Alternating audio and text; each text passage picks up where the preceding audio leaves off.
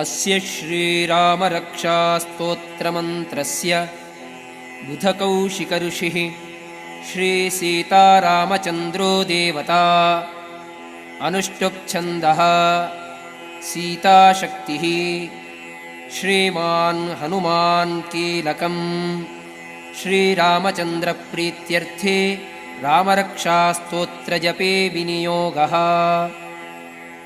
ध्यानम् ध्यायेदाजानुबाहुं धृतशरधनुषं बद्धपद्मासनस्थं। पीतं वासोवसानं नवकमलदलस्पर्धिनेत्रं प्रसन्नम्। वामाङ्कारूढसीता मुखकमलमिलल्लोचनं नीरदाभम्।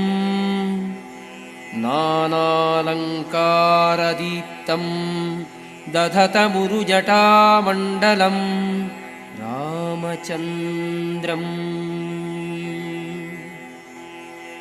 स्तोत्रम् चरितं रघुनाथस्य शतकोटिप्रविस्तरम् एकैकमक्षरम्